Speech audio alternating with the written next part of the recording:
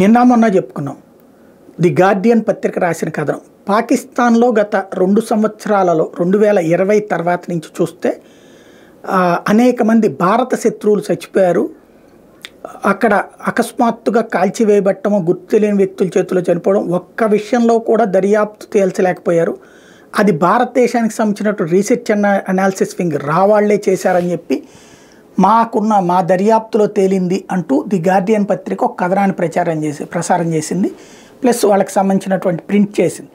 అందులో వాళ్ళు చెప్పినటువంటి పాయింట్ ఏంటయ్యా అంటే, ఇద్దరు రా అధికారులతో మాట్లాడాం, అట్లాగే ఇద్దరు ISI వాళ్ళతో కూడా మాట్లాడాం, వాళ్ళు కన్ఫర్మ్ చేస్తున్నారు.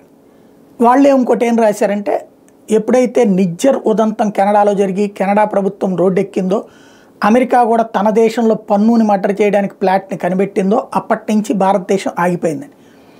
సీన్ కట్ చేస్తే ఇప్పుడు తాజాగా హఫీజ్ సయ్యద్, ముంబాయి బాంబు పేలుళ్ల సృష్టికర్త, ఒకప్పటి కాందహార్ హైజాక్లో కీలకమైనటువంటి వ్యక్తి, పాకిస్తాన్లో ఒక రాజకీయ పార్టీ నాయకుడిగా చలామణి అవుతూ భారతదేశం మీద విద్వేషాలు రేకెత్తిస్తూ మొన్నటి ఎన్నికల్లో కూడా ప్రత్యక్షంగా పోటీ చేసి భంగపడ్డటువంటి హఫీజ్ సయ్యద్ తన కుటుంబ సభ్యులు బంధువులందరి చేత ఎన్నికల్లో పోటీ చేస్తే డిపాజిట్లు కూడా రాలేదు ఆ వెధవకి.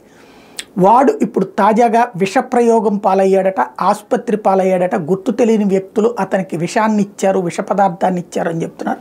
ప్రస్తుతం వాడిని ఆసుపత్రిలో చేర్చడంతో పాటుగా పాకిస్తాన్ అంతా 144 సెక్షన్ పెట్టారు. కరెక్ట్గా రంజాన్కి సంబంధించినటువంటి ప్రోగ్రాం జరిగే ముందు జరిగింది ఇది. రక్తపు వాంతులతో లాహోర్లోని మేయో హాస్పిటల్లో వీడి చికిత్స పొందుతున్నాడు అన్నటువంటి విషయం తాజాగా వెలుగులోకి వచ్చింది. మరి ఇది గుర్తు తెలియని వ్యక్తులా, లేకపోతే వాడి కాడే ఏమన్నా పొరపాటున జరిగిందా, లేదంటే ఏ ఆత్మహత్య ప్రయత్నం చేసుకున్నాడా చూడాలా.